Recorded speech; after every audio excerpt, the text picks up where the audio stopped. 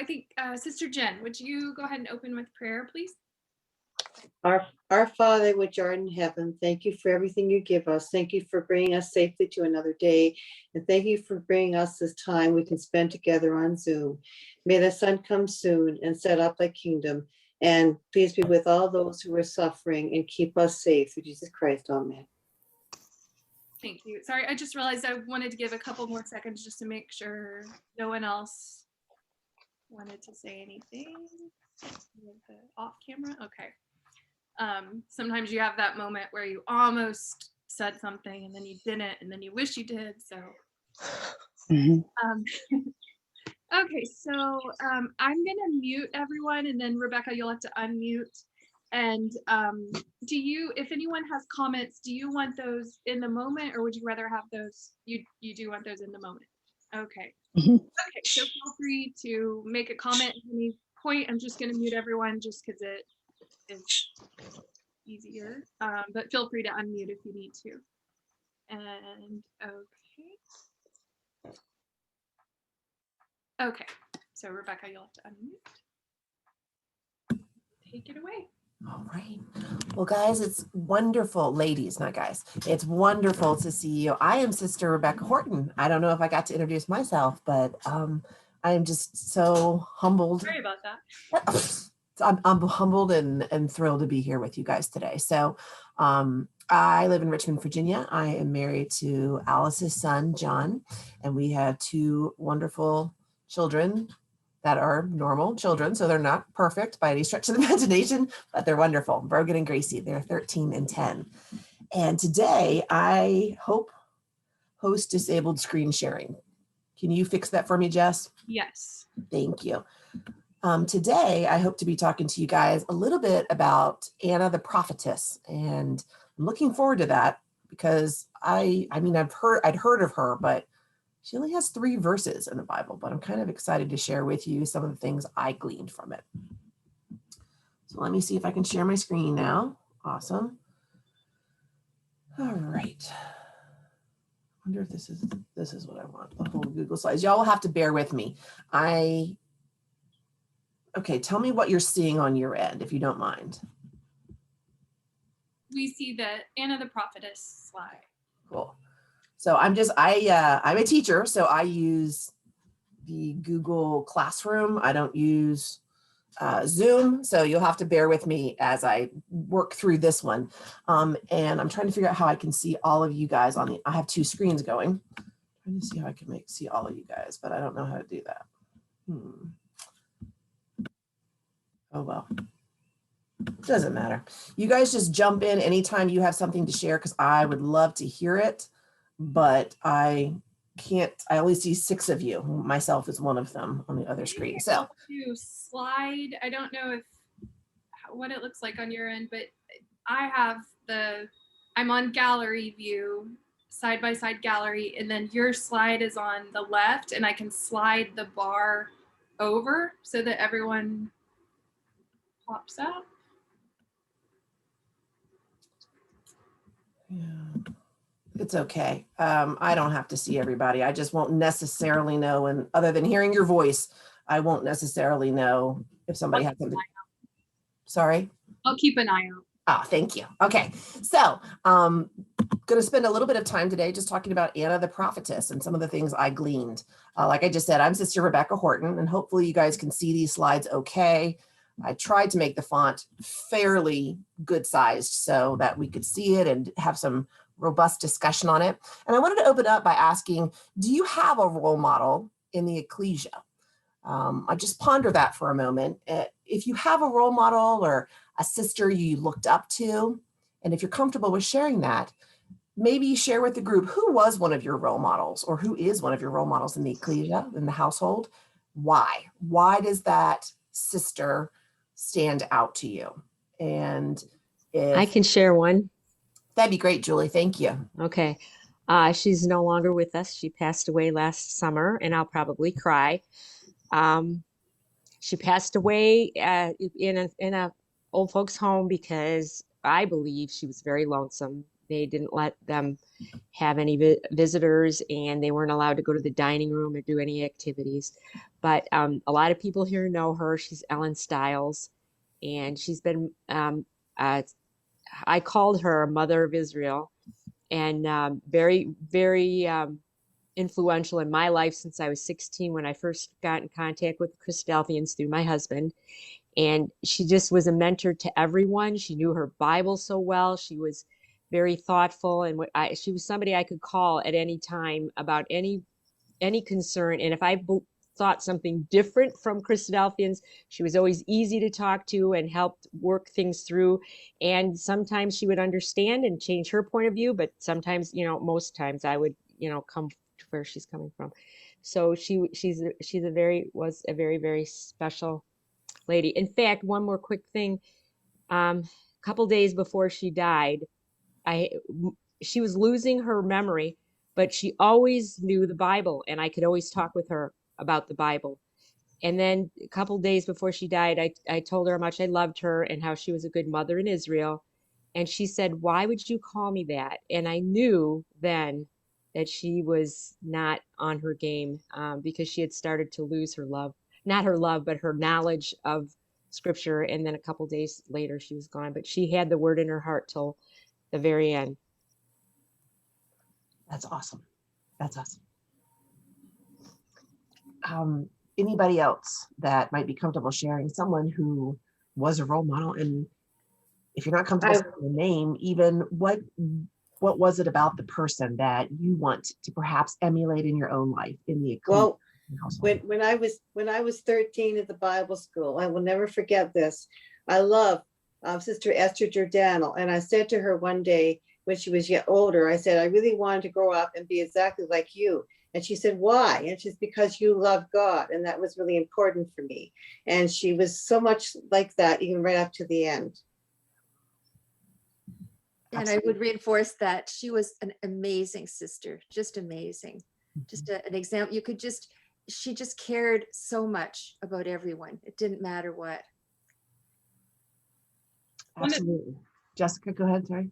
One of mine is still with us, luckily, is Sister Betty Pinkston, in the Richmond Chapel Ecclesia. I knew her as a little girl and then didn't see her for a while. And then when I moved to Richmond, she kind of took me under her wing, and but just always so hospitable, very knowledgeable, and kind of like what Julie, what you were saying, if there was something that you were discussing biblically and there was another perspective on it that made sense, she'll change her mind if necessary. And guys, I appreciate everyone's discussion and your points, because I'm not going to talk about mine because I'll just start crying. But in the household, there's so many that we can look up to because of the things that they did or characteristics that they possessed. And I guess I'd like you to be ruminating today about what characteristics would you like to emulate? How would you like to go forward and maybe consider being a role model for somebody else? Okay. So keep that thought in mind as we proceed here. Let's dive in. Hopefully you've got your Bibles with you. But if not, I think I've got actually, go ahead and look up Luke 2:22 through 40. And if I could, I'm going to ask Mom, if you don't mind reading Luke 22, can you read through verse 32? And then picking up at verse 32 to the end. Marcia, if you wouldn't mind reading that would be wonderful.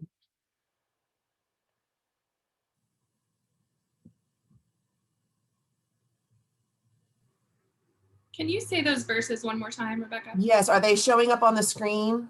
Oh, yes. Okay. Sorry. Yeah, Luke 2, verse 22 to 40 is what we're going to be reading all together. Mom, you're muted.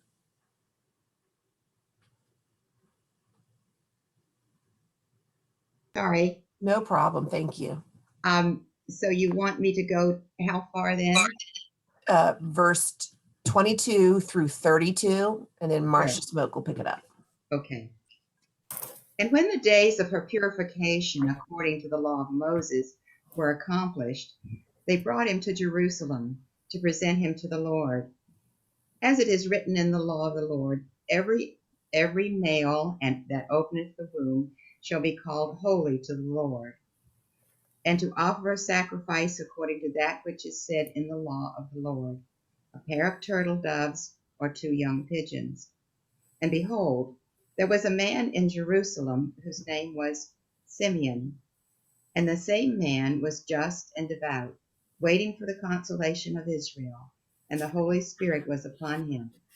And it was revealed unto him by the Holy Spirit that he should not see death before he had seen the Lord's Christ.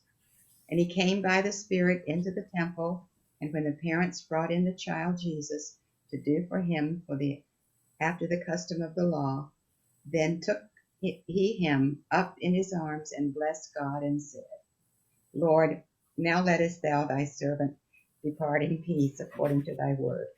Mine eyes have seen thy salvation, which thou hast prepared before the face of the people, a light to lighten the Gentiles and the glory of thy people Israel.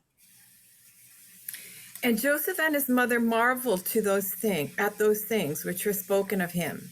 And Simeon blessed them and said unto Mary his mother, Behold, this child is set for the fall and rising again of many in Israel, and for a sign which shall be spoken against.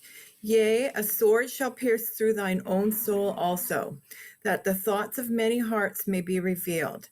And there was one, Anna, a prophetess, the daughter of Phanuel of the tribe of Asher. She was of great age and had lived with an husband 7 years from her virginity. And she was a widow of about 84 years, which departed not from the temple, but served God with fastings and prayers night and day. And she coming in that instant gave thanks likewise unto the Lord, and spake of him to all those that looked for redemption in Jerusalem. And when they had performed all things according to the law of the Lord, they returned to Galilee, to their own city Nazareth. And the child grew and waxed strong in spirit, filled with wisdom, and the grace of God was upon him. Thank you guys so much for reading that. I just kind of want to give context, because if you notice, Anna only gets 3 verses, but those 3 verses are powerful. And I thought, man, what an interesting analogy, because women are not typically given a lot of space and context in the Bible. And, 3 verses doesn't seem like a lot, but it's a big story to be told. If you're looking at your screen right now, I went ahead myself. I bolded, obviously, some of the things that I want to kind of hit on today. The fact that she was very old, and we'll talk about that she never left the temple. That is significant.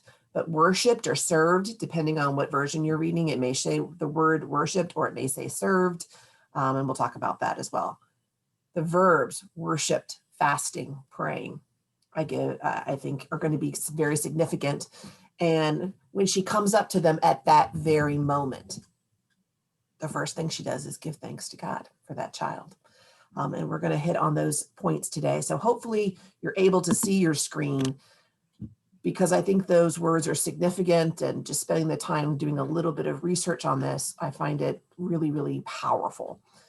And one of the ladies that contributed to some of the thoughts I'm going to share with you today, she has a really fascinating website. Her name is Marnie Ossenbaugh, and she is a Christian blogger, and she's done a whole bunch of different studies on women in the Bible. But her quote was, "Her story seems short, but her footprint is large."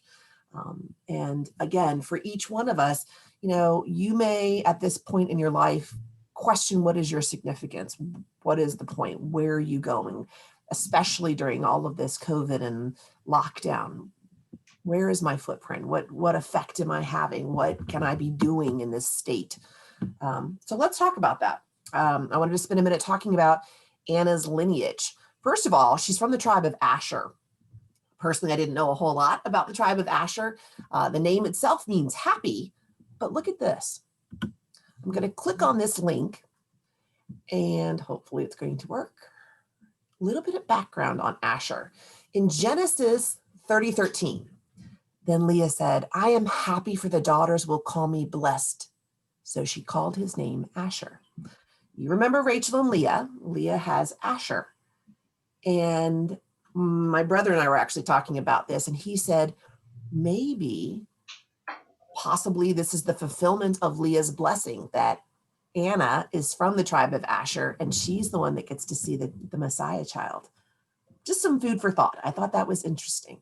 And then also in Genesis 49:20, bread from Asher shall be rich and shall yield royal dainties. The bread of life, Jesus, she gets to see that child. Possibly this is referring to the advent of Christ, and Anna would live long enough to see the royalty of all the earth brought to her at the temple. Just something to ponder. I thought, wow, that's really cool. Maybe that's a stretch too far, perhaps not, but I don't think it's insignificant when the Bible mentions someone's name, what tribe they're from. I think those are really, really significant points. So I'm going to X out of there, but back in the PowerPoint here, her father's name is Phanuel, and Phanuel means face of God. And then Anna's name itself means gracious, one who gives. And I think that you're going to see as we discuss some of this today, Anna ends up really giving her life, her entire existence, her being, who she is as a woman, as a person, as a child of God, as a daughter. She gives all.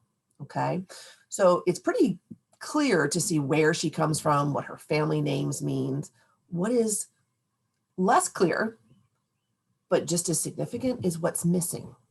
We know she's a widow, but what was her husband's name? There's no mention of a husband's name. There's no mention of children. We don't know whether or not she had children before her husband passed. Perhaps she did, perhaps she didn't. But if there were children, were they still alive at this time? The passage that we're reading. If they're alive, what is her relationship with them? Because as you'll see in just a moment, the Bible's very clear that she never leaves the temple. She's there day and night, serving and worshiping. So ponder that. I oftentimes, when I'm reading something, especially Anna, it was just 3 verses, I notice the things that aren't there. There is no mention of her husband or her children. So I spent a second looking up what is a prophetess, because there's actually several mentioned in the Bible, but the dictionary definition would tell you that it's a female prophet, one who foretells future events. And obviously you know of Miriam and Huldah and Anna. There are others. You can look that up. But Anna is one of the very few. In fact, she's the only one, to my understanding, mentioned in the New Testament. So that's important. It's important. There is an age debate, and I did not want to belabor that too much in class, but some scholars believe she was either 84 or 85 when she sees the baby Christ. Marsha, were you going to say something? Yeah, I was going to say that prophetess means to foretell and to foretell. Mm-hmm. So not only future, but also somebody that is speaking at the point in her life as well. Excellent point. Thank you. Excellent point. Sorry, go ahead, yeah, Margaret. Yeah, I was just going to say, in that case, so you could count somebody like Philip, who had daughters that prophesied. Yes. And there's Ananias and Sapphira. So there's Sapphira as well, who was responsible for helping a lot of people to learn the truth in Christ. Absolutely. That is correct. So if you were to spend time looking this up, you're going to hear that the age debate, whether she's 85 or 105, in my humble opinion, I don't think it matters so much what the actual number is, simply because, can we agree that she's old? I think we could probably all agree that she's advanced in years, and whether it's 85 or 105, it's pretty remarkable that she's able to carry off what she does do. Personally, after some of my own research, I'm more of the thought that she may be around 105 years old. And here's why. It was very typical for women at that time to be married at the age of 13, 14 years old. So it talks about the 7 years of being married. So she would have been widowed at 21. If she doesn't meet Jesus's family until 84 years later, that would put her around 105 years old.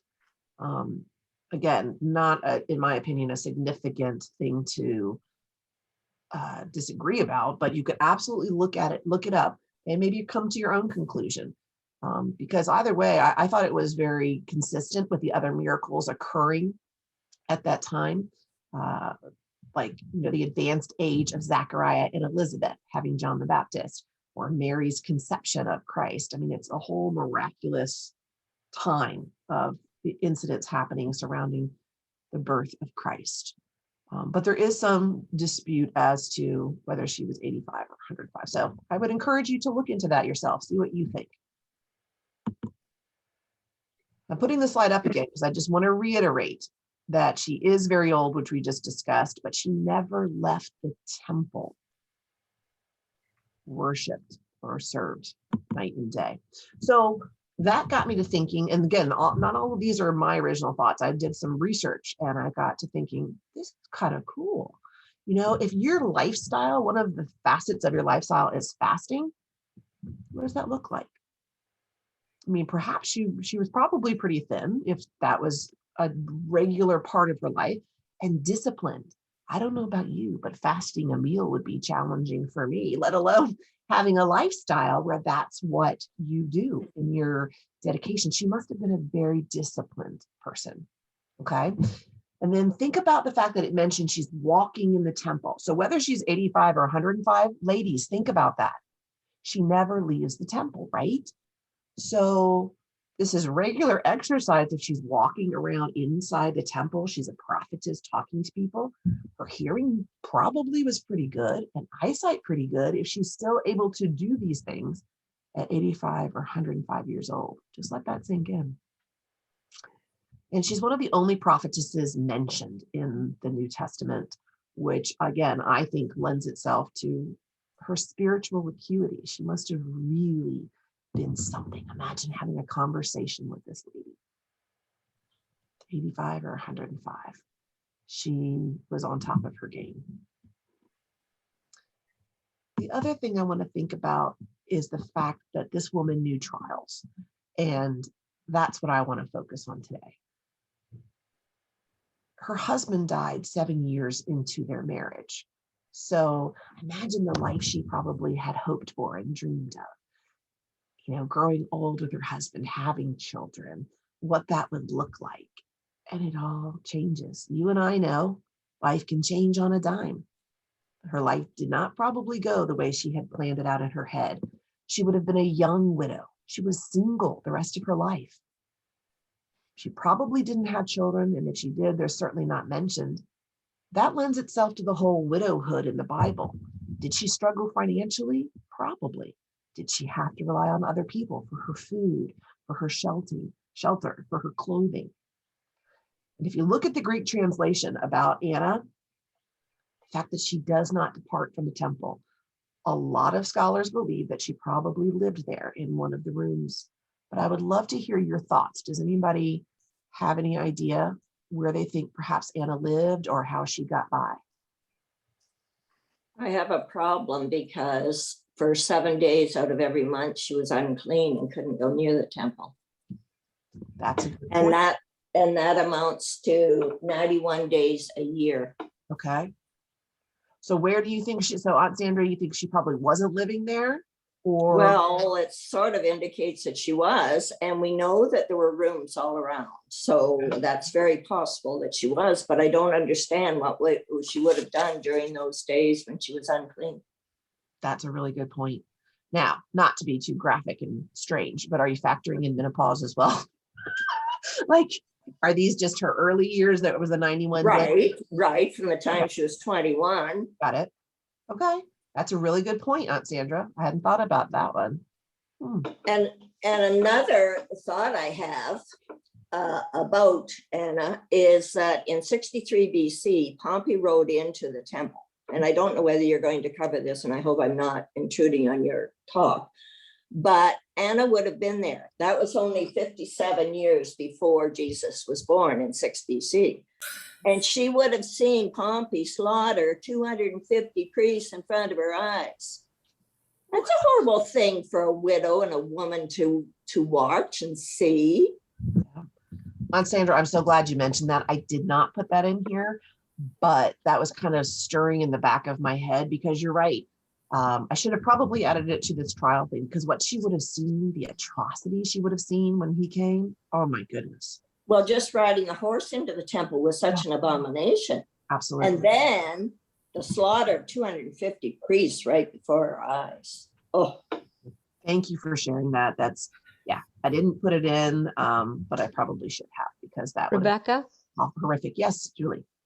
does it say how long she never left the temple? Was it from when she was widowed till then, or maybe it wasn't until later, after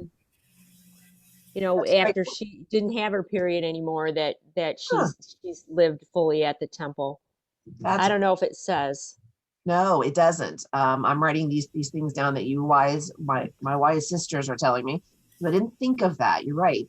I wonder when she would have, immediately upon being a widow, did she move into the temple? Or was it several years after? I don't know. There's a lot of openness here that we don't have answers for. Great questions and great comments. So I had heard, I'm sorry, I had heard that she was, she could have possibly been a gatekeeper at the temple. I had heard that as well, but I still couldn't find any clarity on, even if she was a gatekeeper, would she have possibly lived there, or where would she have been living, Right. and who was taking care of her? Joash lived in the temple, didn't he? Mm-hmm.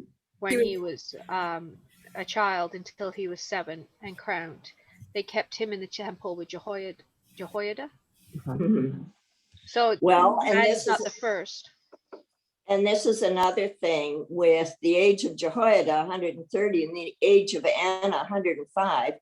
Psalm 90, where it says that the lifespan of man is 760 plus 10 or maybe 20, has nothing to do with us. That psalm was written for the children of Israel in the wilderness. And this is just another proof that that psalm has nothing to do with us whatsoever. Well, God keeps us as long as he needs us. It's for God to decide, isn't it? Well, we hear it quoted all the time. Oh, we've only got 310. No, we don't. We don't just have 310. And that has nothing to do with us. Don't tell my husband that. I keep telling him 310. Oh, well, not true. That was for the children of Israel only in the wilderness. And Rebecca, just back to what, there's a lot of work around the temple that sometimes we don't realize. If you think about daily sacrifice, bringing wood, getting rid of ashes, cleaning, I don't know who transported, although some of these things were designed for some of the Kohathites and others, but bringing frankincense. I mean, I think we underestimate how much work there was at the temple. So she could have been doing some of these jobs as well. Absolutely. Absolutely. And I was kind of pondering that when I was like, she lives at the temple besides being a prophetess. I wonder what her other jobs may be.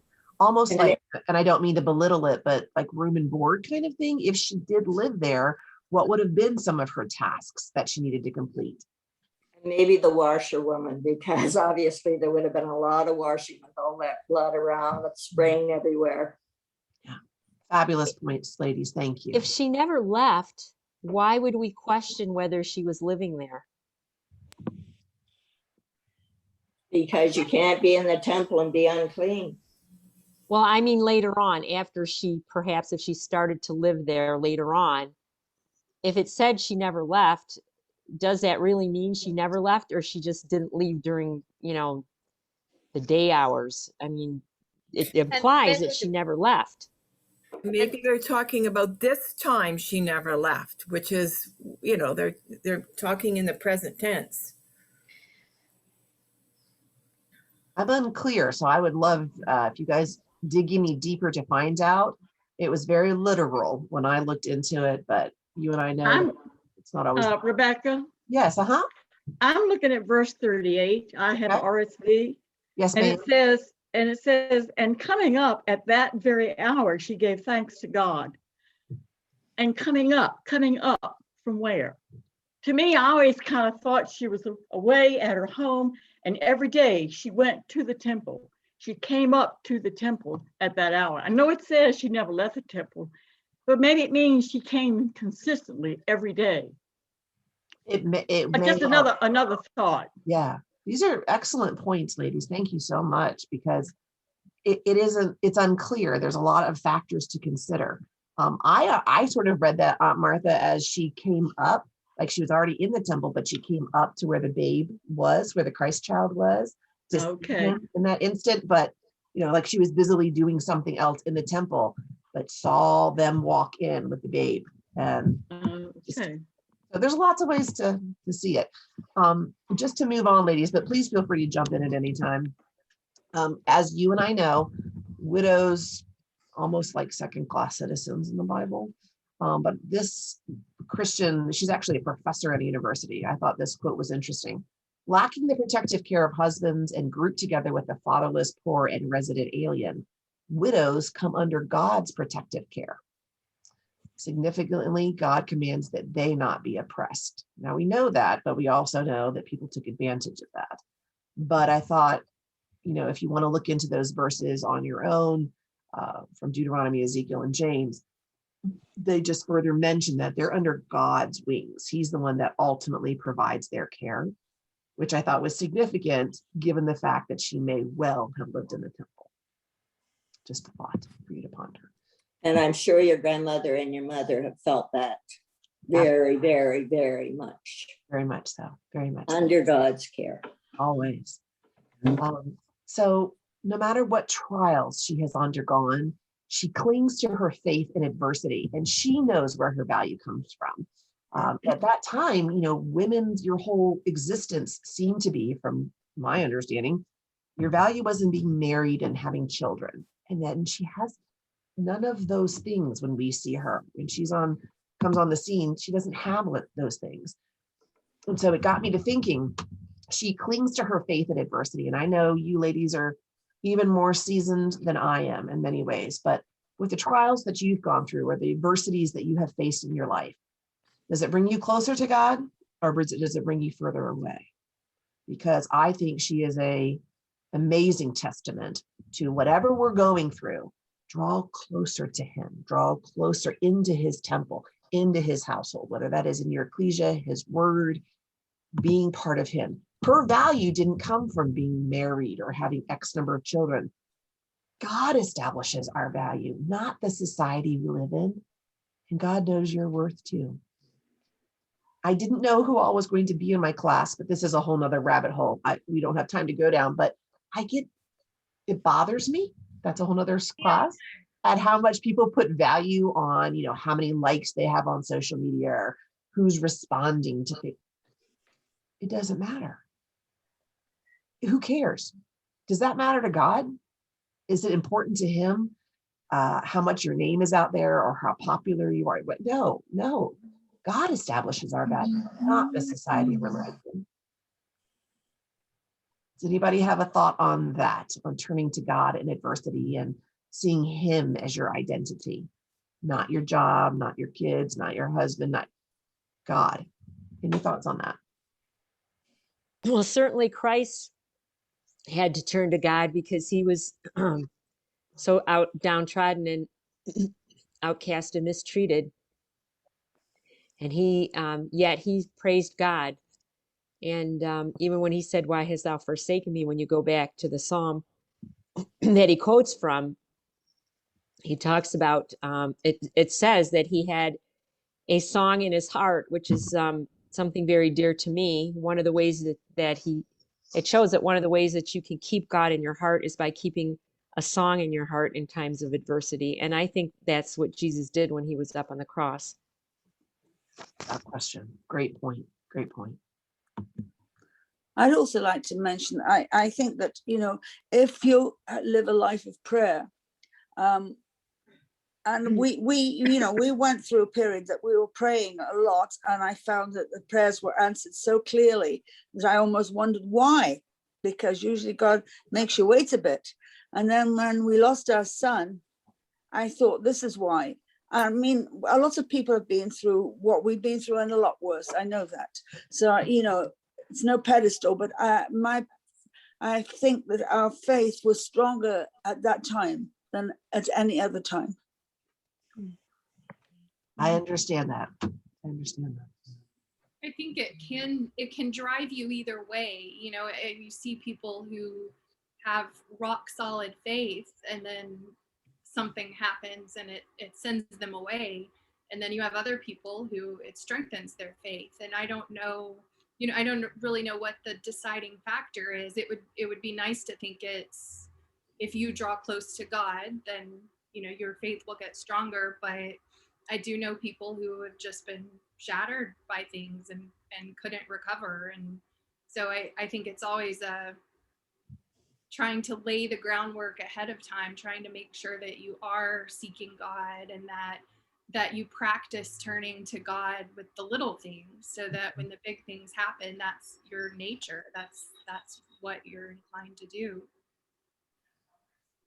Excellent points. Very, very excellent points.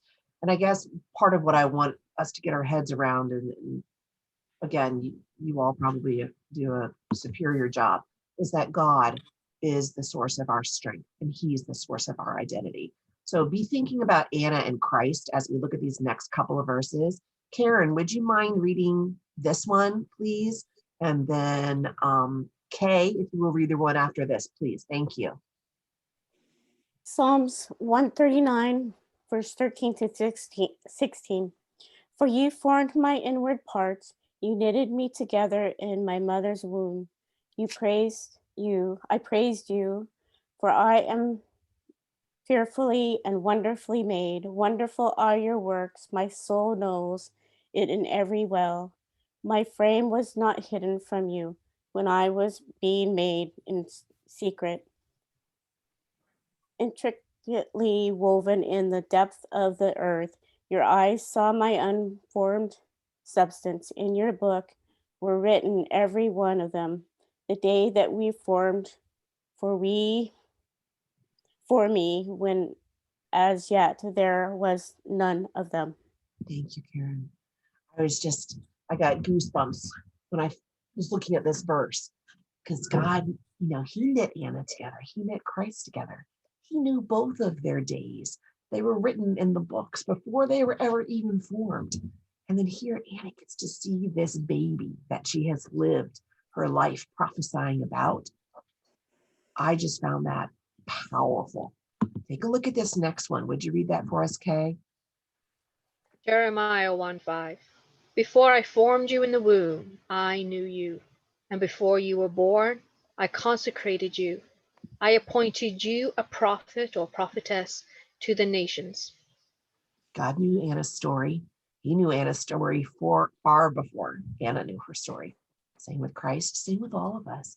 He knows what adversity we're going to face, what trials are going to happen, but he's also going to carry us through every single one of them. How about this verse? Would you read that for us, please, Aunt Sandra Walker? For I know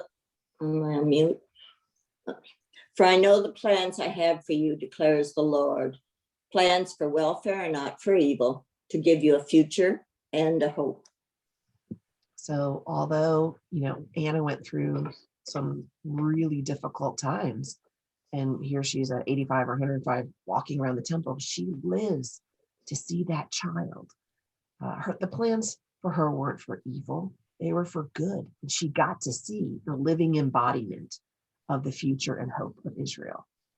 Powerful stuff.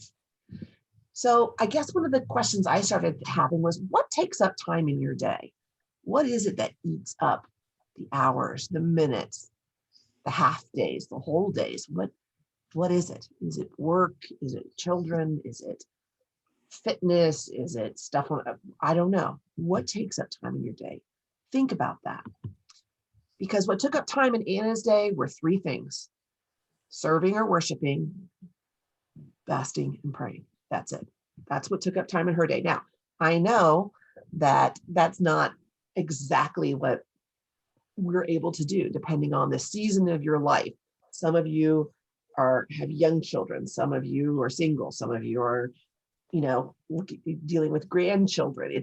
We're all in different parts of our journey. But take a look at these verses and consider what you're worshiping and what your service may look like. Kathy, may I ask you to read the verses on this page, please? I can't see them. Oh, okay. Are they posted? Oh, Right here in the presentation, can you see these where it says worshiping and serving? yeah. Okay.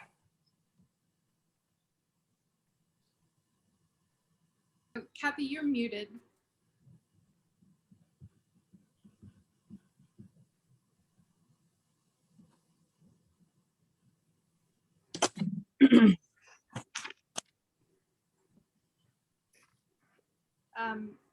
You called on Kathy, right? Yes. Okay, Kathy, you're still muted. There you go. Oh, I'm sorry. That's okay. Exalt the Lord our God, worship at his footstool. Holy is he. Ascribe to the Lord the glory due his name. Bring an offering and come before him. Worship the Lord in the splendor of holiness. One thing I have asked of the Lord, that I will seek after, that I may dwell in the house of the Lord all the days of my life, to gaze upon the beauty of the Lord and to inquire in his temple. O Lord, you are my God. I will exalt you. I will praise your name, for you have done wonderful things, plans formed of old, faithful and sure. Thank you so much, Kathy. So when you're looking at these verses, the fact that she spent a large portion of her day worshiping or serving, and then I was thinking she gets to see Christ. She got to see that baby. And the words his footstool just sort of jumped out at me, and bringing an offering, and he's the ultimate sacrifice for all of us. She actually got to gaze upon the beauty of that child who is the savior for all of us. The plans that were formed of old, faithful. I mean, Jesus is prophesied all the way back in the New Testament, and yet Anna is one of the lucky few that get to spend time with that child. So her worship, her service has brought her to this place. And ultimately, that's the place all of us hope to get to, is being at his footstool, being part of his kingdom. Ladies, if I'm going too fast, please let me know. I think some of you are writing, and I don't want to click to the next slide if you want me to stay. So just let me know. I was looking up the word service because if you read up in some of the versions, it says she worshiped, fasted and prayed. And other versions say she was serving and fasting and praying. Well, if you look up the definition in the Greek for that word that they use, it's to serve, obviously. All these different definitions: to render religious services, to worship, to offer gifts, to worship God, and the observance of rites instituted in his worship. So all of these kind of circle back to this whole, maybe she lived in the temple, and because she never left day and night, look at all the ways that she was able to serve, which I think is a pretty powerful testimony. So I wanted to pause for a moment and ask you, how are you using this season of your life to worship or serve the Lord? What does that look like for you? Are you, I mean, none of us are in the situation right now where we're making casseroles and taking them to potluck or sandwich Sunday. And, our service looks different, especially in the COVID world that we're living in. What does that look like for you? Can I get a little bit of comment on how are you finding yourself serving our Heavenly Father right now? One of the things I like to do, is Jennifer speaking, is on behalf of the meeting, we send cards out to people, encouragement cards. And I tell you, it's unbelievable the feedback you get. Yes. That is such a service, Jen. It's such a service because people human beings need to know that they're needed. They need to know that they're loved and they're thought of. I'm more of a new school in that I try to, I text people all the time, more the fringe or the people that are going through something, because I want them to know that they matter. So I think that that's really important. How about some of the rest of you? How are you serving in this season of your life? I have been cooking quite a bit, actually. and sorry, I zoned out for a second.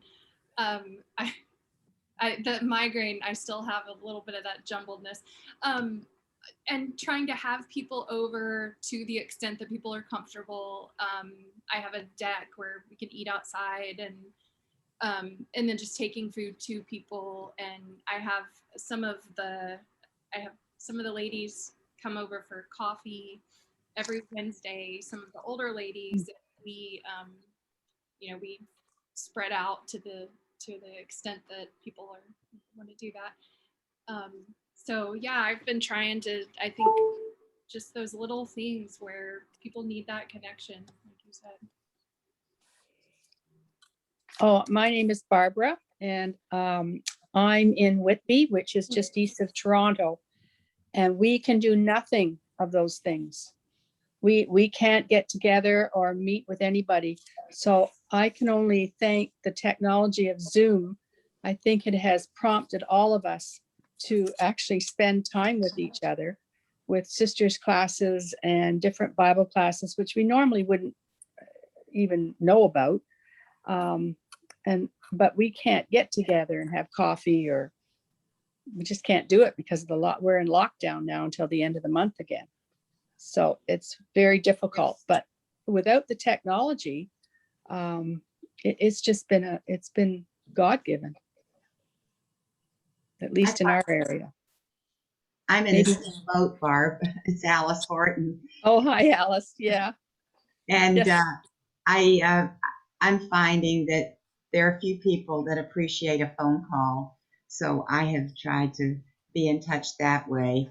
And also, I don't go to the store and touch all the cards. So I'm trying to make my own cards and send good for you. those. So it's there are various ways we can keep in touch and encourage people, aren't there? Yes, yes. Our sisters class has a list of people that we send cards to. We meet every other Thursday, and it's amazing how many people will just casually say, "Oh, I just love getting your card. It's so nice to be thought of." I used to do that for the meeting, and we got wonderful feedback too. Yeah. And I thought it was just a card, but then when I received some when I had a problem, I thought, yes, now I understand. Now we know. They That's really, right. really do help. They do make a difference. Yeah.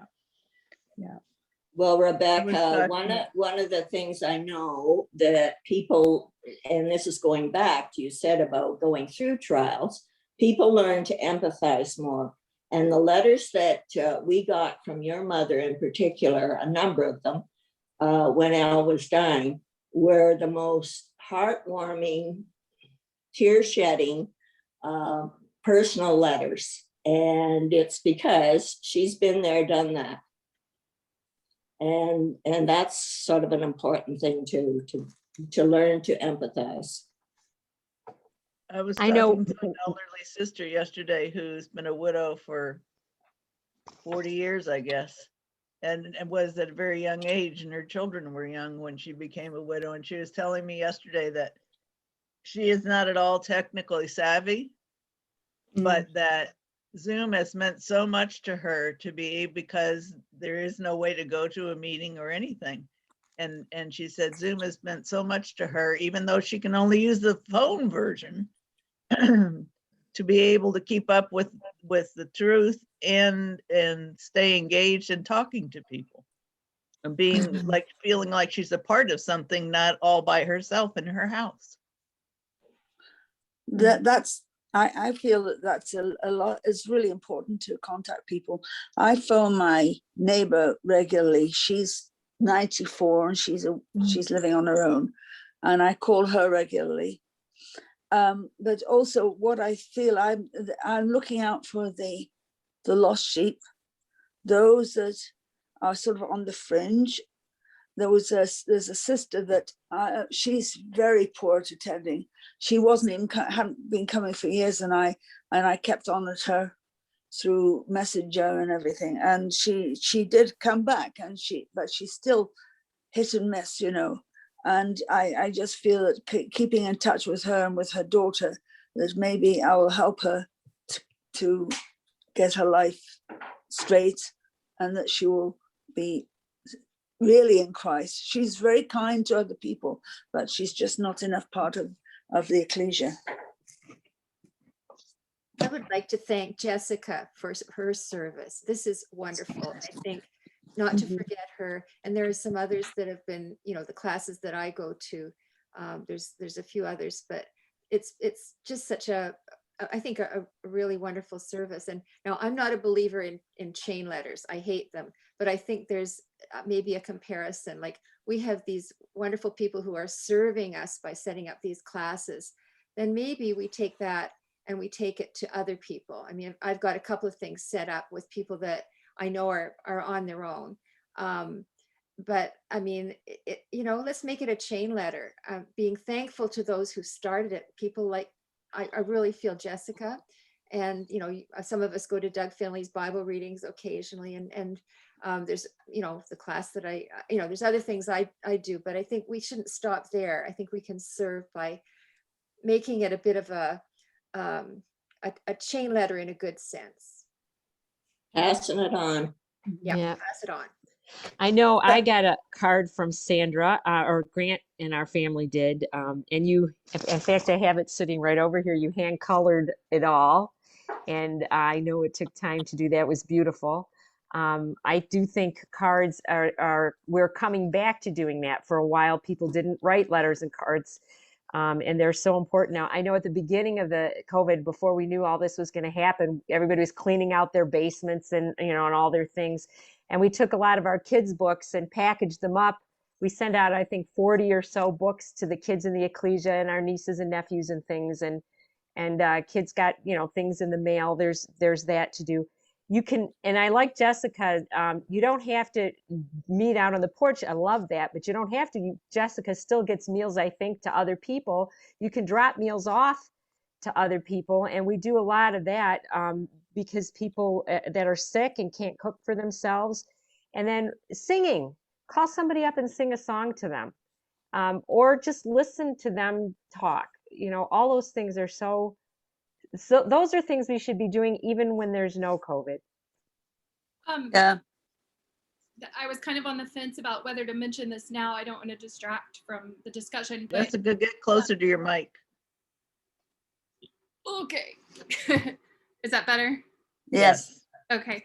I've been trying to start a little fund for people who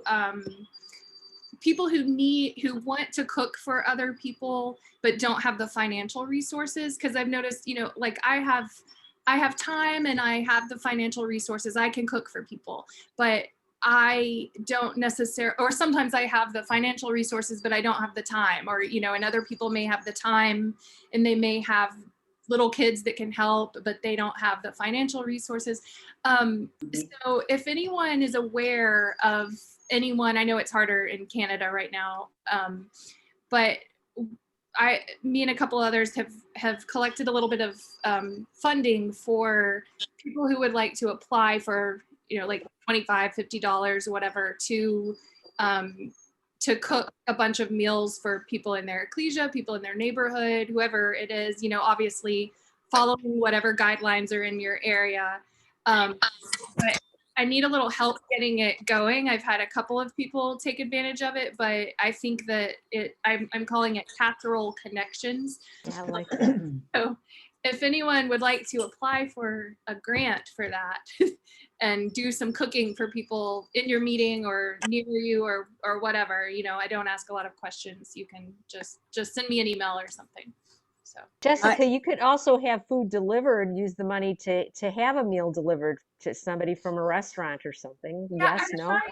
this is more designed for the like cook it yourself, because it goes farther. And also part of the plan, the idea is, if possible, to visit with someone, outside or wherever it needs to be, but to try to have some of that connection too. So this is not, of course, if people are in need of food, then. Well, I was just thinking in terms if you can't because of the restrictions. Yeah. Anyway, so that is something that is available. If anyone would like to have more information about that, just let me know. And I'd like to say that she invited some children over to help one day, and that was really fun. So Yeah, that's great. I also want to say one of the sharing ideas from the past was when Julie talked about doing a drive-by birthday celebration. So we're planning to do one coming up in May for a sister who has some issues. But the mother of the sister is so happy that we care enough to have people go over and just do a quick, short and sweet, but the songs and maybe some balloons and stuff just to show that we care. So thank you for sharing your ideas. That's really a nice idea. You know, I came up with another one this week, actually, because we have 4 children that we sponsor through Agape in Action. And our ecclesia has families with quite a few, a couple of families anyway, with young children. So I wondered if those would like to be in contact with them. So I contacted some, I emailed them, and this one family particularly said, oh, that's great. We wanted to do something like that for a long time. And so their girls are going to be writing to a couple of children in Kenya. And I think that's wonderful. And it's teaching them to care for others. Good old fashioned pen pal. Yeah. Well, guys, I really, oh, sorry. Were you going to say something, Barbara? Nope. Okay. Other than, you know, what we've done in the past when our meeting hall was open was we provided gas carts. They were just left in a little box and whoever needed one could take it. That's a wonderful idea. Yeah, you just go to Esso or one of the gas stations, and you know, for $25 is not a huge amount of money, but it is enough to fill somebody's gas tank, maybe partially. And also restaurant gift cards, like up here, Swiss Chalet is a big deal. And it just might be something that you can do in a card. Ladies, I really appreciate all of these thoughts and ideas on how we can serve, because it doesn't look one way. It looks a variety of different ways. It's a very diverse thing that we can do, whether it's making a meal or sending a card or giving a gift card. Don't wait to be asked. I think that's one of the great things that somebody was mentioning about Jessica starting this. I don't think somebody went to Jessica. Forgive me if I'm wrong, Jess, jump in here and tell me. Somebody probably didn't go, hey, Jessica, you know, you need to start a sisters. She just did it. Okay. So look around. Where is a need? Don't wait for someone else to tell you, oh, somebody should really, you know, do blah, blah. How about you? What can you do in your corner of the world? How can you be involved? What does that look like? I teach full-time, just off the cuff. I teach full-time. My husband works. We have 2 kids. So right now, that's pretty much my service right now. And that doesn't look like everybody else's. Perhaps I'm not on all kinds of committees or, you know, doing this and that and the other. It was my joy to do this class, but this is a bit of an anomaly because, you know, a priority for us is spending time with our kids, is doing Bible reading with our kids every night, is trying to get them to, when life is normal, gatherings and Bible schools and all. That's my service right now, is trying to raise godly children. So it's going to look different for everybody. Sorry, Jess. Sorry. I have this heater on too. That's probably part of the problem. When I asked Rebecca to do the class, she, when it was probably like November. We were at a restaurant, I think, at Baker's Crest after meeting. It was in the fall, I think, probably. And her reply was, I like to always say yes, or we try to always say yes to service. So it was this process of trying to find a month, because I mean, teachers during COVID, it's just unreal, the work. And so I really appreciated, she just committed right away, I will do it, but we have to find, you know, a time. And there was you know, a couple things came up, and then her family was sick, and then there was something else came up, you know, so we kept having to, like, let's try this month, let's try that month, but she was determined, I'm gonna do it. So that was, I thought that was that's a great attitude, because you know, not that, I think as women, sometimes we feel like we have to say yes to everything. And of course, that's not the message either, but sometimes you can say yes, let's figure out how this can work. and, you know, make something work. And yeah, I just really appreciated that. But I think it's service where you are. What can you do in your corner? And thank you, Jessica, for making the time to do it. Yes. Thank And you. but also thank you, Rebecca. Of course, of course. Yeah. So moving on, sorry, we were talking about how her day is composed of worship or service, fasting and praying. So I wanted to spend a moment talking about fasting, because a lot of us are like, oof, go without a meal or go day or however long. That might sound challenging, but take a look at this. Aunt Martha, would you read this slide for us, please? Thank Martha you. Childs? Yes, ma'am. Okay. Yet when they were ill, I put on sackcloth and humbled myself with fasting. When I heard these things, I sat down and wept. For some days I mourned and fasted and prayed before the God of heaven. And in Joel, even now declares the Lord, return to me with all your heart, with fasting and weeping and mourning. Rend your heart and not your garments. Return to the Lord your God, for he is gracious and compassionate, slow to anger and abounding in love, and he relents from sending calamity. Thank you. Again, the reason certain things are highlighted is I was thinking of Anna and also thinking of her getting to see the Christ child, you know. I'm sure she spent time fasting for those who were ill in her community. She would have heard all the stories. She would have seen the suffering and the pain that people walked in and out of the temple with. Think about that. She would have known the Old Testament. All the scriptures I'm using are from the Old Testament because that's what she would have known and had access to a degree. Nehemiah, about rebuilding the wall, he sat down and wept. He knew suffering, he knew pain. She would have seen that all day long, people coming in and out of the temple. From Joel, this concept of fasting, weeping, and mourning, don't rend your heart. I mean, rend your heart, not your garments. It's not about the outward show, it's that inward. So fasting looks different as well. Margaret, would you read this last one from Isaiah, please? Why have we fasted, they say, and you have not seen it? Why have we humbled ourselves and you have not noticed? Yet on the day of your fasting, you do as you please and exploit all your workers. Your fasting ends in quarreling and strife, and is striking each other with wicked fists. You cannot fast as you do today and expect your voice to be heard on high. Is this the kind of fast I have chosen? Only a day for people to humble themselves? Is it only for bowing one's head like a reed and for lying in sackcloth and ashes? Is that what you call a fast? A day acceptable to the Lord? Is not this the kind of fasting I have chosen? To loose the chains of injustice and untie the cords of the yoke, to set the oppressed free and break every yoke? Is it not to share your food with the hungry and to provide the poor wanderer with shelter? When you see the naked, to clothe them and not to turn away from your own flesh and blood? I don't know about you, but I find that exceptionally powerful when you're thinking of Anna and what she would have done, and knowing that she gets to see that child, that Messiah that they've been hoping for and praying for.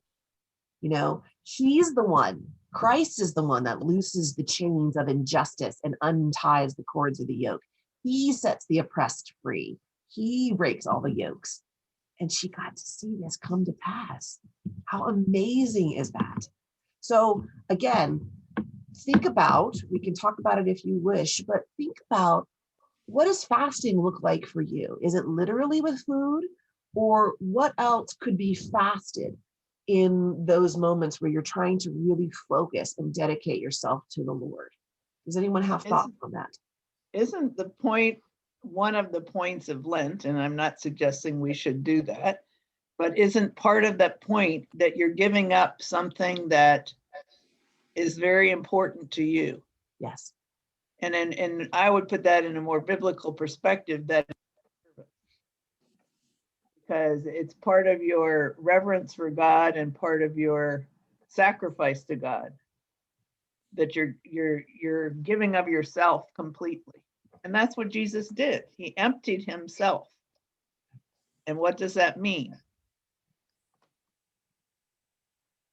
Excellent point, Aunt Martha. And I think another key component to it is feeling that desperation for something, because you can get pretty desperate for food pretty fast. And thinking about, for a while I was fasting once a week, and it was just as much for health and weight loss as it was for spiritual reasons, but I would pick a topic and like focus on that topic, or pick something to pray about. And then, you know, when you feel those hunger pains, thinking like, this is how desperate my prayers and my love and, you know, all my spiritual leanings should be. They should hunger and thirst after righteousness. You know, that is how desperate we should be for the word of God and for his spirit. And as desperate as we are after, you know, when if by dinner time, if you haven't eaten all day, you're pretty desperate. And maybe this Zoom has made us as focus as well, because some of us, you know, I guess all of the time sort of bemoaning the things that we miss, the things that, and yet we forget all the blessings that we have sometimes. And so it helps us to sort of stop being selfish, I think, stop sort of thinking, I wish I could go on vacation here, or I'd like to do this. And I think all of us miss something in our lives. And so it helps us to refocus and see all the blessings that God has given us and to be grateful.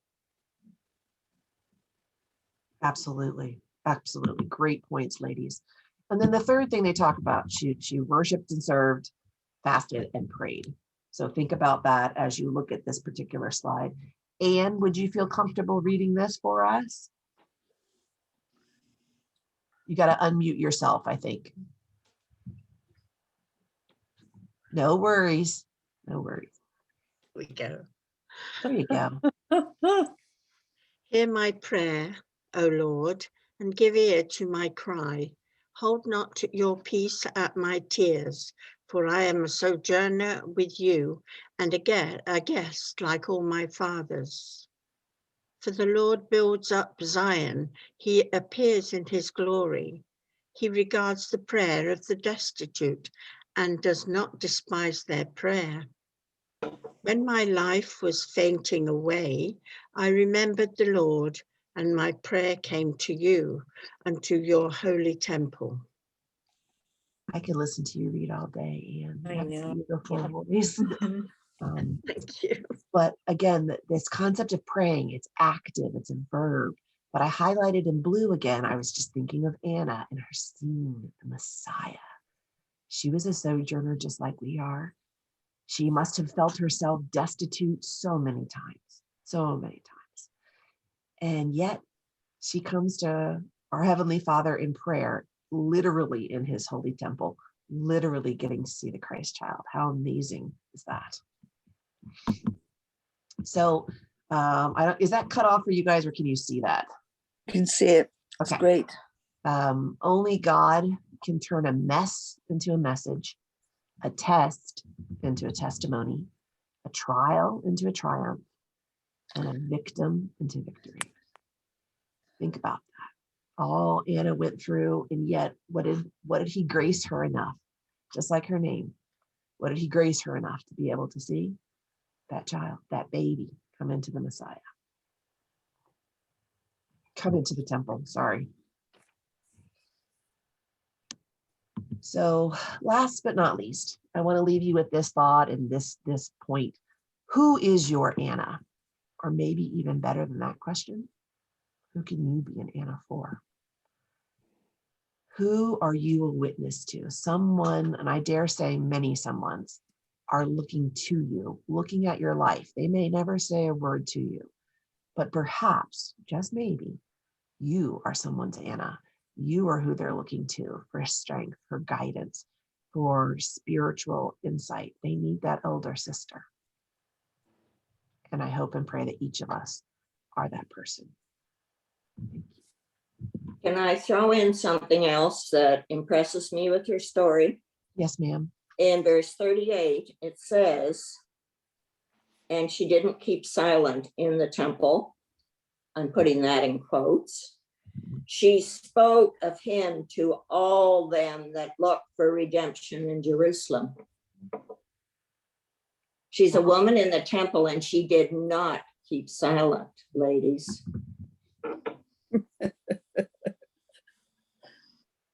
Good point. Yeah. And we could even go down that whole rabbit hole of, keeping silent. That wasn't my point. Oh, I know. But I'm thinking even, I'm one of those people that your actions speak a whole lot louder than words. You can talk to me all day long, but I'm going to see what you do. I'm going to watch how you interact. I'm going to see, to me, that's the real message. Maybe people know that you're Christian or Christadelphian or whatever, but what do they see in your day-to-day walk? What do they see when you're angry? What do they see when you're frustrated? What do they see when you're sad? Do they see you drawing closer or getting further away? Just a thought. Thank you so much, Rebecca. That was such a touching talk. It made us all think. It certainly did me. It's not my words, but thank you. They're his.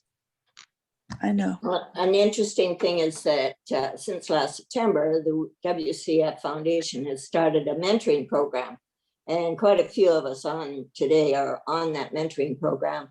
And this has been so important. It's for 18 to 35-year-olds, and it's something they felt was really needed because these are beyond the Onesimus kind of program, and there really wasn't anything for this age group. And they've had 100 mentees and 50 mentors on the program since last September, every Sunday night for 2 hours. And it's just been an absolutely incredible program. That's awesome. That's fantastic. So mentoring is what I think the point is here. Try to be a mentor. Sorry, Sandra. Thank you so much, Rebecca. I have to go, but it's been wonderful being here. You've done a great job, and I really do appreciate it. And I hope everybody has a lovely day, and keep praying, and God be with you. Bye for now. Bye, Alice. So one important thing, I wanted to check in on Marcia and see how your hair's coming. I saw it. It looked good. Yes, it did look good. She came without the rollers in. Yeah, but I moved rooms. Oh, Marcia, Rebecca, Marcia. You are pretty funny. I just moved rooms, that's all. Yeah, she looks great. Oh, beautiful. Hey. Hey, Rebecca, I wanted to thank you again too. It's just so beautiful how you got so much out of 3 verses and were able to share so much with us. And it just makes me think, if not that he would, but if God were to write 3 verses about each of us or any of us, would we be able to fill 3 verses? Would we have anything like that? And if not, then maybe we should work towards that. I think it's really, really lovely. Thank you. Thank you. And I think that actually will segue nicely. So we only had one teacher this month, and luckily we had a lot of conversation and the intros and all that. And then to fill some of the time that I thought would be left, I had asked if anyone had discussion topics. And I got 3 or 4 suggestions, but I think one of them really fits in nicely with some of what we've already been talking about. And so I'm gonna look at my notes. So this was on the concept. Jessica, can we stop sharing screens so Yeah. we can see everybody while you're doing Yes. that? I don't know if that's possible. Jess, I'm trying to figure out how to stop sharing. If it's not, should just be a There it is. Thank you. There we go. Now we can see everybody. Sorry. Thanks. yeah. So this was Sorry to interrupt you. Thanks, Jessica. This was on the topic of getting and giving is what they had, and the person who submitted this had submitted a little paragraph that I'll just kind of paraphrase. But the concept was that many of us are used to being givers. And I think I would add that I think, I mean, I guess it's not limited to women, but I think women being traditionally very service oriented can definitely get in that giving mode. And so how to balance that, especially as you get older and you maybe need people to, you need to be on the getting side of it more. And specifically in the context of if you don't necessarily have a family around, or you don't necessarily have a big ecclesia, just how we can all help each other without imposing on the younger people, but just how to balance all that to get your needs met and be both a servant and someone who is able to be served. And yeah, there we go. I should have just read what they said because it was very eloquent and I kind of butchered it, but I think it kind of goes along nicely with what we had been talking about.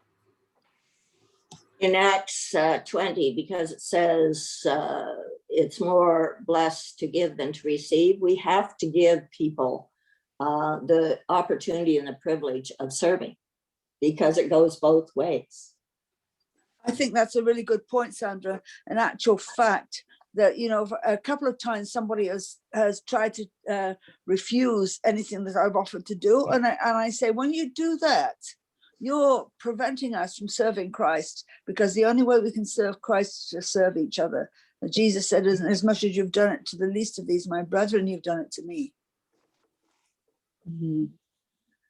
Hard right now with COVID. I mean, I think we have a lot of unique opportunities to serve now that we didn't have before, but it is hard. And I think those, especially, you know, this comment, this paragraph that the person wrote, I think, you know, I'm about to turn 40 next week and I'm single, and at some point I'm not going to have kids to take care of me. And I think about those things. Like, I have all my friends are like 20 years older than me. So it is, you know, it's a very real thing for a lot of people that when you, oh, come here, puppy. My dogs probably aren't going to take care of me in my old age. So yeah, how do you, I guess part of it is cultivating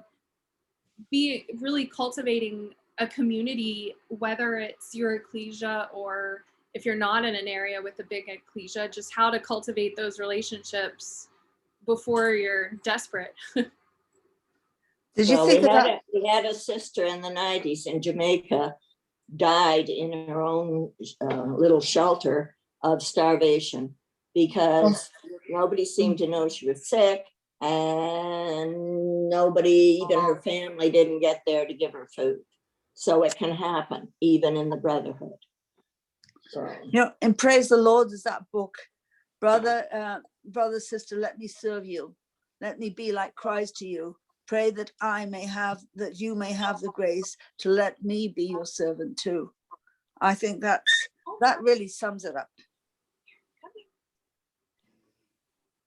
Maggie, your idea of allowing people to serve is really, really important. Sometimes pride keeps us from letting people serve us and help us. And I know with Grant's experience as being a young man and having to accept help from others was a very difficult thing to do.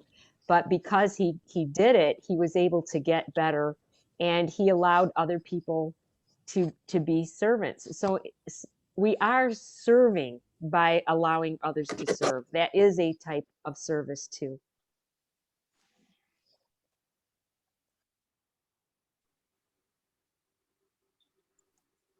And regarding widows, Jessica, there's a verse on, I think, is it one of the letters that Paul wrote about how what widows were supposed to do. I think it's in Timothy, at the end of Timothy, that we are, as an ecclesia, supposed to care for the widows, the ones that are truly widows.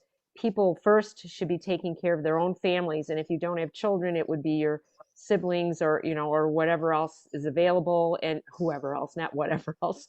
And then the ecclesia helps those who don't have any immediate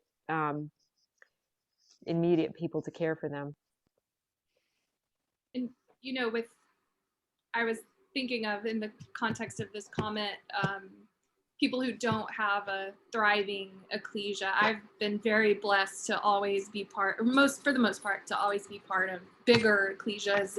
But even then, you know, people can get overlooked, and sometimes you think someone else is doing the work. But I hope that part of what has come out of COVID is we've now met people from all over, and even more. I mean, you know, we already were a very interconnected body, and now even more so. And people who don't have a traditional ecclesia hopefully have found that in, you know, in the Zoom format. And I think, like several of you have mentioned, just being aware of people's needs, sending cards and sending food, you know, DoorDash for people. I hope that will be something positive that comes out of this, is just a wider. In Doug's class, somebody mentioned Doug's Bible readings, and there's some of us, as you know, that are there every night pretty well. And it's been a real blessing. We've got to know each other, and Doug has put a lot of effort in, and I so appreciate it. It meant a lot. I remember back in the day, Marcia Smoke's father, Brother Jim, said, if you want something done, find a busy man, because he'll fit it into his schedule. It's the busy person that gets more done.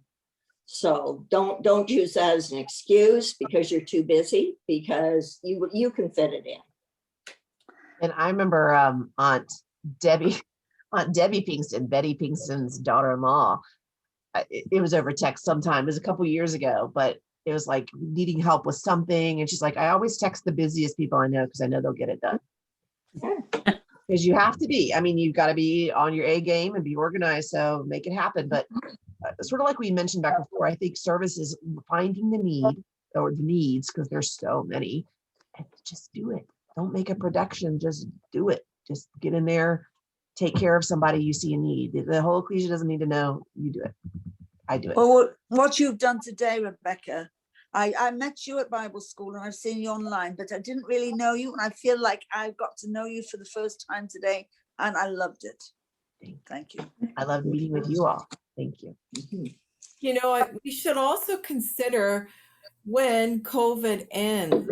These Zoom things have met such a need, and there are many that are afraid that when COVID ends, maybe things like our Bible readings and our group things are going to end. And we should probably think long term that many things need to continue. Yes. I think about that with so many things, Aunt Marcia. What are you learning? Kyle always used to, when Nana, my grandma, was alive, he used to always say, okay, what's the Margie lesson? Because she would always get all over him for not saying, well, what's the point of this Bible class? So what's the Margie lesson here? What are we learning from COVID that we need to carry into the post-COVID life, Lord willing, when this is over with?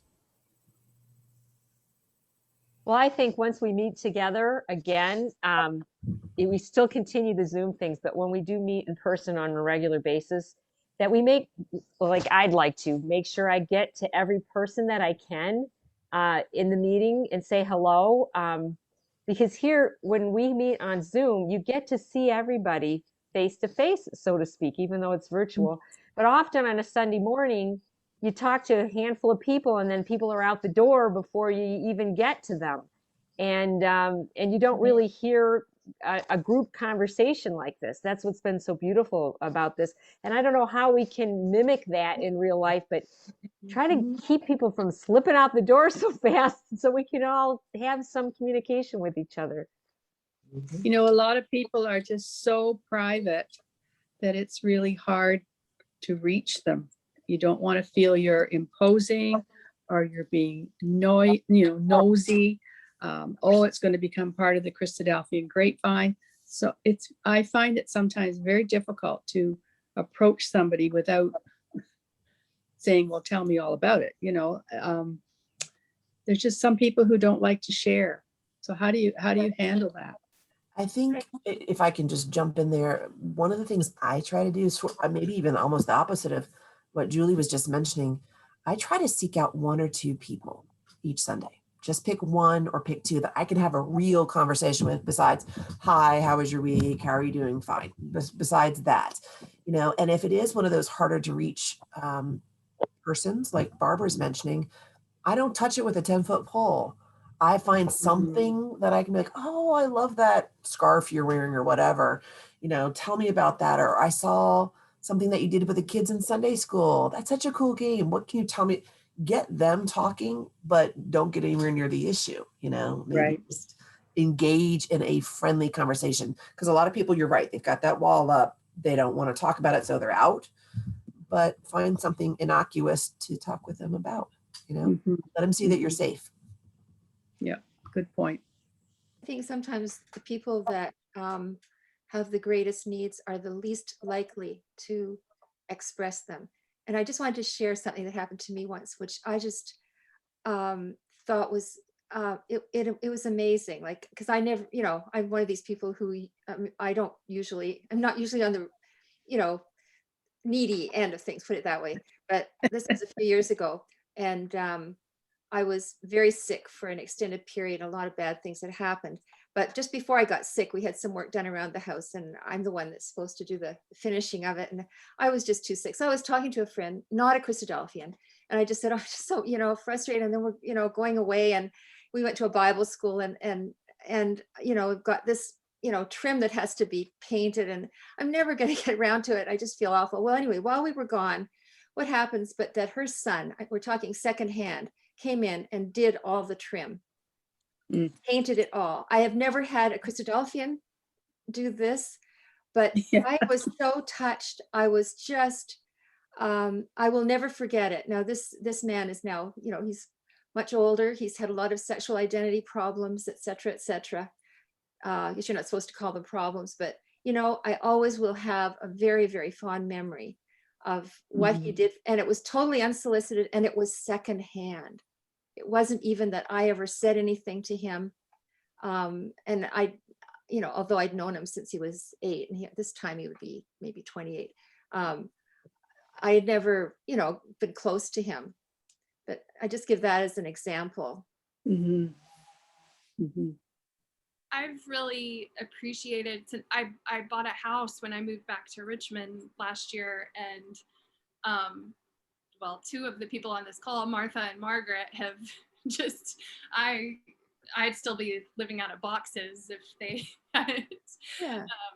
You laugh, but it's true. If Margaret hadn't told her that cardboard was good for her garden. That's right. Yeah, keeping the weeds down. That's why she got out of boxes. Yeah. That's right. But even like there's been some of the brothers in the meeting that I had a brother come over and teach me how to chop firewood, and he climbed up on my roof with me and looked at some stuff. And I'm trying to learn how to do some stuff, but I'm learning to just ask. And I don't want to pay. I don't want to pay to have a roofer come put a shingle on when I can do it myself. I just need someone to show me how. And so being willing to ask, and then I always offer some food in exchange, and usually they take me up on it. But it is that putting yourself in that position of vulnerability to say, like, I need some help with this, and I don't really want to pay $300 for someone to come do this for me.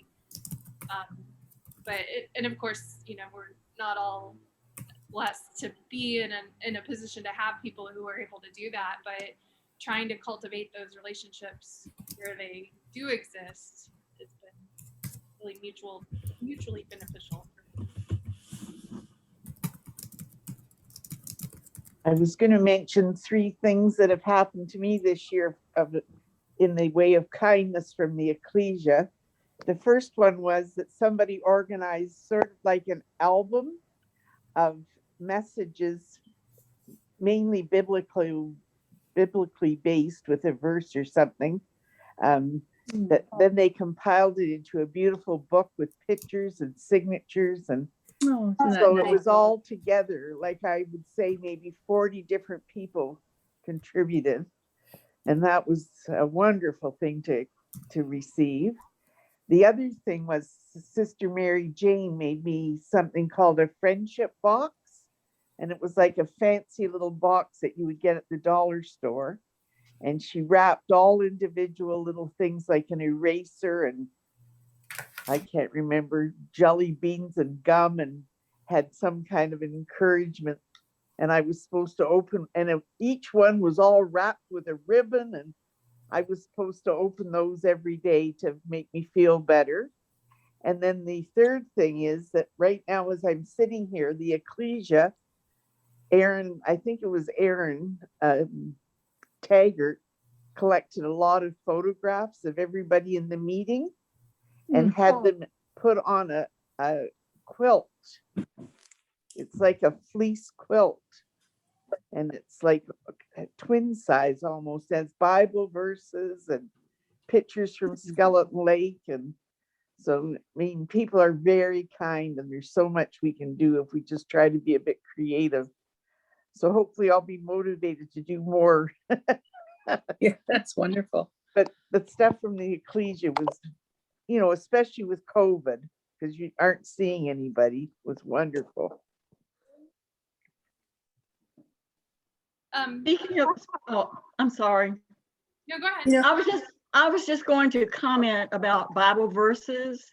One that I find appropriate for our discussion today is James 1:27, that says, religion that is pure and undefiled before God and the Father is this: to visit orphans and widows in their affliction and to keep oneself unstained from the world. Pure religion and undefiled, that's like the core of the service God is looking for. To visit the fatherless and the widows in their affliction. And it's interesting how when you think of the lesson of Anna, that she was in that position of being a widow and fatherless. Right. She was able to serve others. So just all, you know, no matter what position you're in, you have, like Rebecca was saying, you have a value and you have a way to serve. It may just take some creativity. Any final words? I know there's a couple of other study days going on today, so One comment maybe is not just to limit ourselves to those within the Christadelphian community. Yeah, absolutely. I have a young woman that calls me, maybe once every 4 or 5 weeks. She is a Jehovah's Witness. She instigated the call. Where she got my name and phone number from, I don't know. I guess they prepare lists. Very, very dedicated Bible student. And she, you know, we've had some great discussions. I wouldn't say that she's trying to convert me or vice versa, because there hasn't been anything we've disagreed on. We haven't gotten into maybe any of the main differences, but it's really helpful to, you know, it's always nice to hear her voice, and she's always gives me a Bible verse to refer to, and what is happening in the world today. She's extremely knowledgeable, and I really enjoy her phone calls. So, you know, you hope that you can spread the word maybe in a different way, or be of service in a different way. Yeah, absolutely. A similar occurrence. A lady phones me every couple of months, and we have a little discussion about a Bible verse that she refers to. Okay. And she instigated it. You know, I don't know where she comes from either. Yeah. I mean, I can echo that too, because when I first went to Guelph, Don Elliott actually, he spent an enormous amount of time with me. I can't even tell you, and just answered questions and sat with me and just showed me so much kindness, and Doug and Sylvia as well, following up. And, you know, so it's amazing when you give that time and that conversation, what a difference it can make in someone's life. It can turn your life around, and you just appreciate it. And I think then you can in turn give it to someone else. It's always going to be passed forward, of course. Yes. Yes, because she mentioned to me, she made a specific call just a few days prior to Easter to invite me to their Passover. And because they do the memorial service once a year at Passover. They don't do it every Sunday. And when I told her that we had a gathering on that weekend and what we were doing and what the topic was, she was, she was most impressed. And she said, well, if you can make it, it's a Saturday night.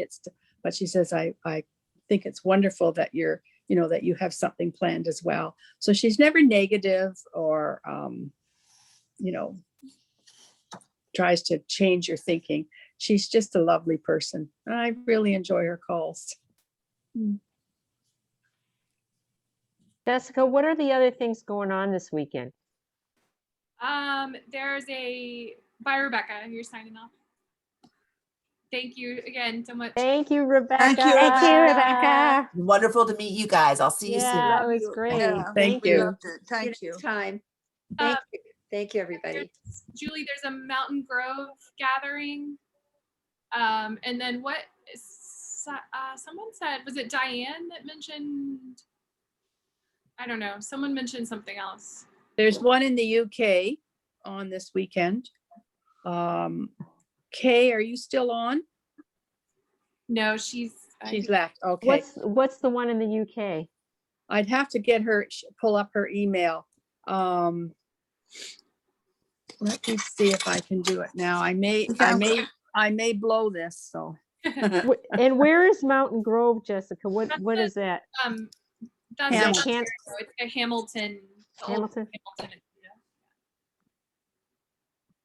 I may have that. I may be able to send you that. So I have to go too. So thank you so much. It was great. I enjoyed it. Right. Thanks. Bye, Maggie. Bye, thank you. Bye-bye. Thank you. Bye, Meg. Okay, I have found it. Okay. It's a study hosted by King